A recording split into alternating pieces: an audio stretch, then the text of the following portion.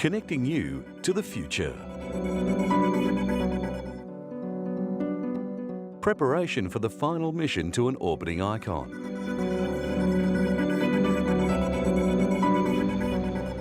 Afghanistan's first ever national park. And the new sports sedan from an unexpected car maker.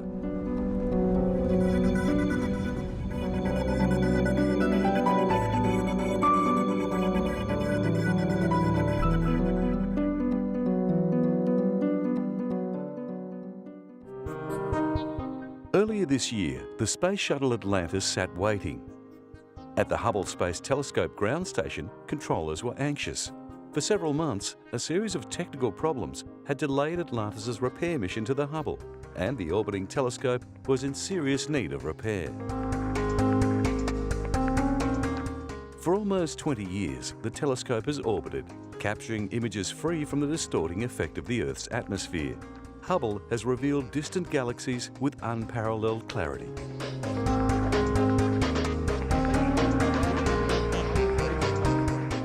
Launched in 1990, expectations for the Space Telescope were high. It was hoped it would answer long-standing questions. But soon after it was delivered to orbit by the shuttle Discovery, it became apparent that somebody had made a huge mistake. Images from Hubble were of poor quality because the primary mirror had been ground to the wrong shape. The hyperbolic mirror was too flat at the edges, resulting in severe spherical aberration. During the building of the telescope, the instrument used to check the mirror had itself been incorrectly assembled, and the flaw went undetected. It seemed the Hubble Space Telescope would become one of the most expensive pieces of junk ever launched. During its first years of operation, Hubble delivered images that were of limited value. But because the telescope had been designed so that it could be serviced while still in orbit, an elaborate mission was devised that would attempt to correct the fault.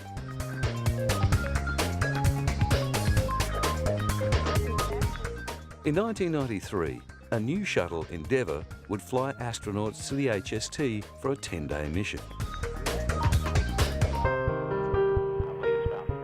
It was impossible to fix the mirror, so new instrument packages that compensated for the error were built. Space Telescope Captain. Houston, Endeavour has a firm handshake with Mr. Hubble's telescope. We copy that, Cubby, and there are smiles galore down here. It was the most complex shuttle mission ever performed. As well as fitting the corrective optics package, new solar arrays were installed and new gyroscopes. Immediately, the pictures were transformed. The Messier 100 galaxy was revealed in unprecedented clarity, and the telescope started to operate as intended, sending back images that made astronomers gasp. Hubble has crossed the boundary almost between science and general culture. It has become part of our culture. I mean, there isn't anybody almost today who has not heard about the Hubble Space Telescope. Every few years, Hubble has been visited by a shuttle mission that has replaced old equipment with more advanced technology, and it has boosted its decaying orbit. The Space Telescope's modular design allowed it to receive new batteries. Its reel-to-reel tape recorder was replaced with modern solid-state memory, and command and control systems were regularly updated. But after the shuttle Columbia broke up during re-entry, future missions to Hubble were cancelled. Shuttle flights were limited to the International Space Station. Without servicing, Hubble's days were numbered. Only when a backup rescue shuttle could be ready to fly was one last Hubble service mission authorised, and a new team of astronauts began rehearsals for the final Hubble mission. Much of this work happens underwater in simulated weightlessness at the Johnson Space Centre.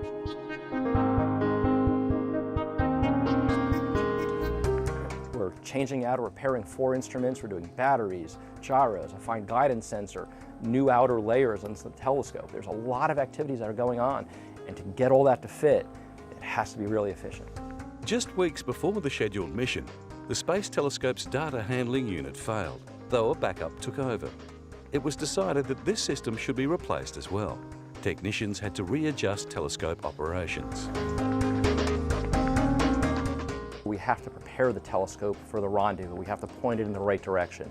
We have to put our instruments in a safe state. You don't want a lot of power on when we're getting rendezvoused. We have to get ready for the actual spacewalk. Finally, in May, Atlantis was ready to go. And for the first time, a second shuttle was ready for a rescue mission. Liftoff of Space Shuttle Atlantis, a final visit to enhance the vision of Hubble into the deepest grandeur of our universe. This was the first shuttle flight since the Columbia disaster that visited an orbit from which it could not reach the International Space Station. Any serious damage to its heat-resistant tiles during the climb to orbit would trigger the rescue mission.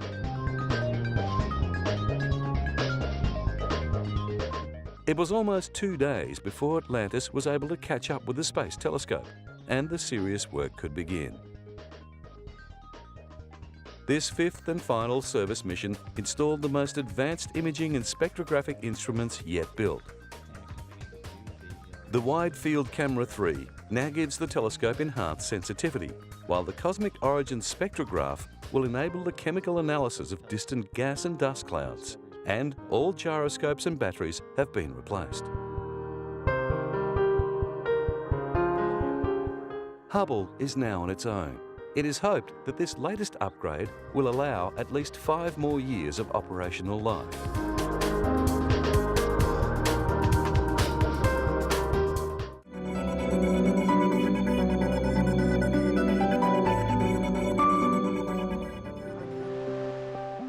The Bandamere Lakes once attracted many visitors, but for the past 30 years, this region has fallen into obscurity. The chain of lakes is northwest of Kabul in Afghanistan, and turbulence in the country meant that these pristine turquoise lakes had been forgotten by the outside world. During the 60s, the lakes were set down to become Afghanistan's first national park, but it was never proclaimed. Finally, in 2008, Bandamere was declared a national park. The event was historic, raising hope that perceptions of Afghanistan will change.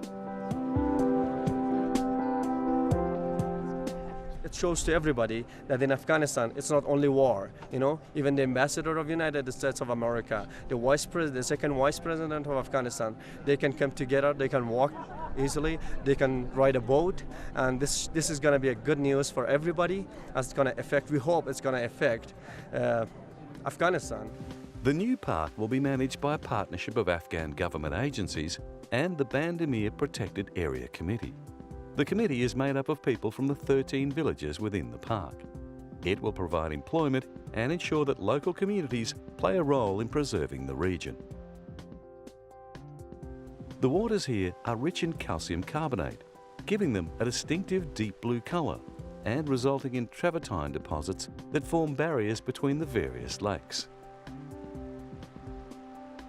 According to the Wildlife Conservation Society, much of the park's wildlife has been lost. But recent WCS surveys show it still contains ibex, the urial type of wild sheep, and the Afghan snowfinch, the only bird found exclusively in Afghanistan. Bandamere is in Bamiyan province, a region populated by the Hazara people that is now enjoying a degree of stability. In the past, Bamiyan province was in the international spotlight for all the wrong reasons, when the Taliban destroyed the 1,500-year-old giant Buddhas carved in Afghanistan's pre-Islamic history. The Wildlife Conservation Society developed the park's management plan and helped the Afghan government hire and train local rangers. Tourism has begun to increase, and a small area of shops, restaurants and hotels has grown in response. Covering 59,000 hectares, the park's combination of desert, water and rock make for landscapes that should be preserved for future generations.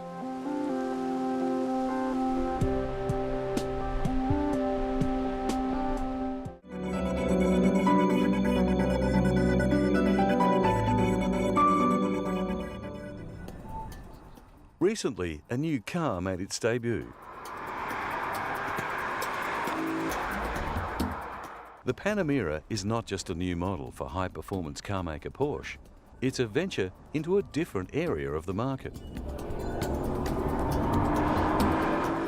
The Panamera is Porsche's grand touring sports car. Designers of the Panamera have positioned the car as a new and truly different model that still retains the looks of a typical Porsche, except that it has 4 doors. The Panamera comes in a rear-wheel drive configuration or an all-wheel drive variant. Inside there's space, one feature that has not generally been associated with the Porsche name. Buyers can choose between a conventional 6-speed manual transmission or the 7-speed double-clutch transmission. The electronically controlled double-clutch system can be set to automatic or operated by paddles. The air suspension and dynamic chassis control allow the ride height to be raised or lowered, while the active front and rear anti-roll bar settings can also be adjusted for more controlled high-speed driving. The styling has been criticised. Some analysts feel the 911 front end doesn't flatter the larger sedan. Although Porsche says the Panamera is still a driver's car, all 4 occupants can enjoy comfort in both the front seats and the 2 firmly contoured single seats in the rear. The luggage compartment easily takes 4 large items, and folding rear seat backrests allow the space to be adjusted. Porsche even has plans to launch a hybrid Panamera.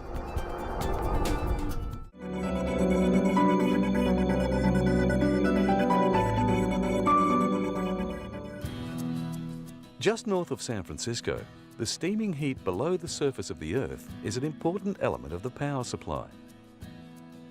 At the geysers, a 1,400-hectare steam field, about 100 kilometres north of the city, naturally heated water bubbles up through holes in the ground. In spite of the heat and the pungent sulphur-smelling steam, certain plants and types of algae are adapted to the hot springs. Brian Ben is the Manager of Environment, Health and Safety at the geysers.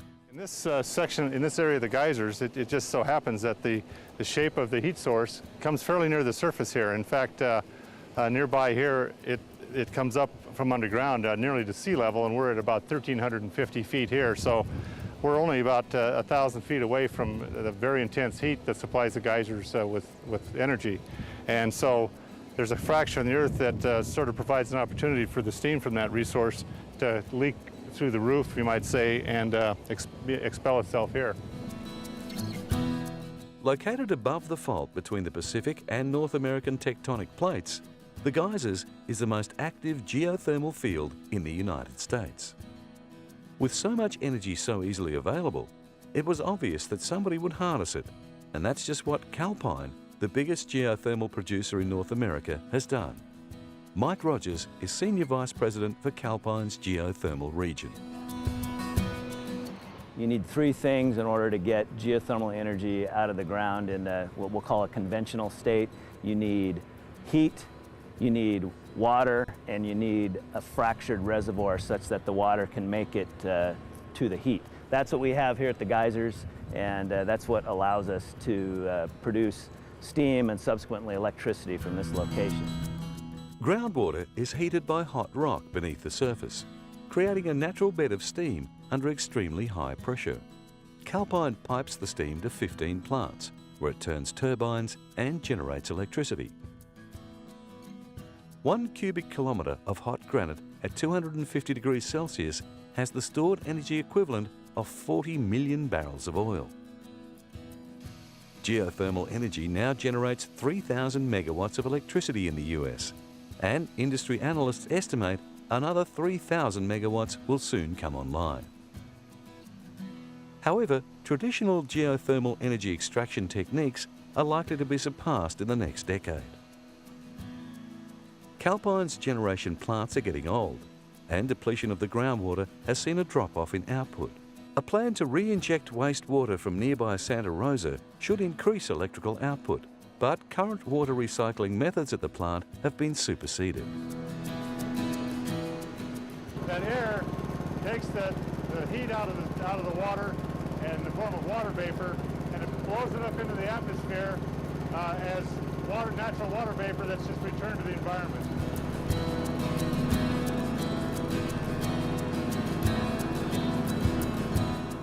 With the new American administration's focus on carbon reduction, money is now available for the development of geothermal and solar energy, and research groups are now able to apply for funding.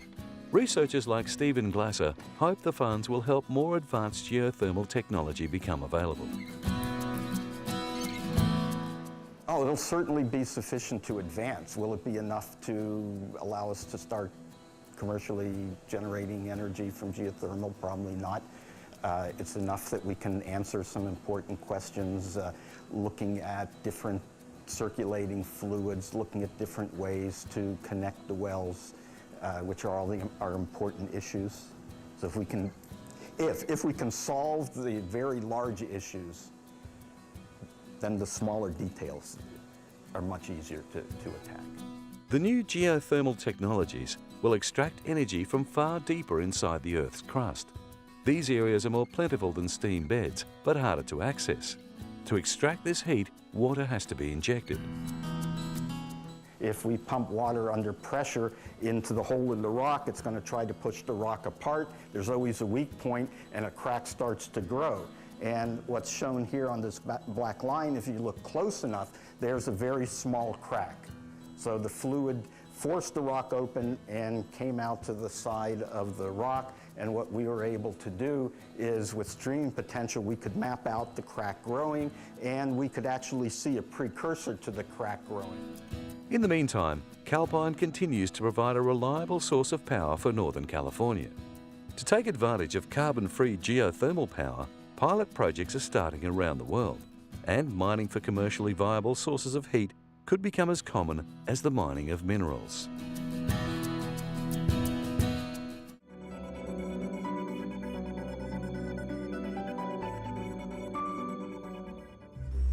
In China, the bicycle is very popular, but with a flourishing economy, many Chinese are still riding but pedaling less. Every day, Hu Wen spends 30 minutes gliding through Beijing on his electric bike, avoiding tangles in the peak hour traffic. Charging the battery overnight means Hu is ready to go via the cheapest form of powered transport there is. The electric bicycles need 1 kilowatt-hour of electricity for every 100 kilometres. The other big advantage is that electric cycling is emissions-free. Today, the country has become the world's #1 electric bike manufacturer. Industry estimates put the number of electric bikes on China's roads at more than 65 million. Hu Wen is one of those owners. My bike is for convenience, whereas the cars on the road get mostly stuck in traffic. It's a fast and steady transport. With growing numbers of cars, buses and trucks choking the capital roads, the electric bike is a fast and inexpensive way to bypass traffic congestion. With many people having to commute long distances, the electric bike combines speed with comfort. An hour's drive from Beijing is Tianjin, the country's largest bicycle manufacturing centre. The city produces 1/3 of China's electric bicycles. Hanmar Electromobile was one of the first companies to make electric bicycles. In 1998, the company's first year producing the bikes, they made 2,000 cycles. Since then, sales have exploded. Xi Zhongdong is the head of the Hanmar company. Electronic bicycles use 1 degree, or 1 kilowatt-hour of electricity for every 100 kilometres. In Tianjin, each kilowatt of electricity only costs 0.5 yuan. Compared to other vehicles, it saves a lot of energy. The lightweight battery-powered two-wheelers are in a class of their own. Electric bikes in China involve few extra expenses. Unlike motorcycles, electric bikes require no driver's license, license plates or helmets. Retail outlet The Great Electric Bike World specialises in the low-cost two-wheelers. Sales manager Wang Jinzhan has a theory why the cycles are so popular. The improvement in the Chinese quality of life has resulted in higher consumption levels. Cycling for more than an hour was quite common when I was young, but the young nowadays are exhausted after cycling for an hour or more.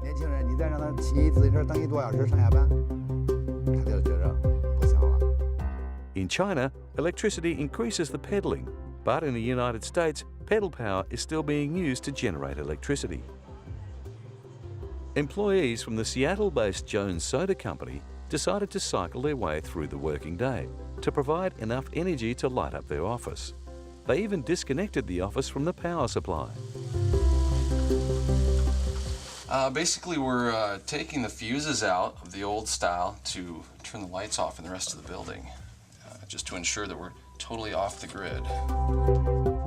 The event was to mark Earth Day and launch the company's new Keeping It Real sustainability initiative.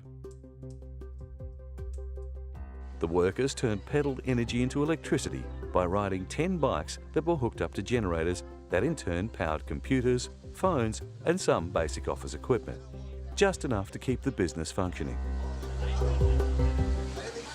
We are riding to set power 10 laptops, I think 3 phones and 1 printer in our office. We took ourselves off the grid for the day. Try to help save energy and be conservative on Earth Day. All lights, computers, and electrical devices in the rest of the company's headquarters were shut down for the day. The company is working with business partners and the wider community to promote a healthier environment through energy management and waste reduction. You know, a lot of the office is training for the Seattle to Portland bike ride, so this is perfect. It's helping us train and doing something good, making a stand today. Here, generating electricity by pedal power is being used to demonstrate concern about environmental damage. But in Kenya, electricity from cycle-driven generators can make a real difference to people's lives. 2 electrical engineering students at the University of Nairobi have invented a device that charges a mobile phone while riding a bicycle. In remote areas with little infrastructure, the mobile phone has had a big impact. But without mains power, recharging the battery is a problem. Jeremiah Murmi and Pascal Cantana, in their 4th year of study, have built a prototype rectifying device that converts power from a standard cycle dynamo into current usable by a phone charger.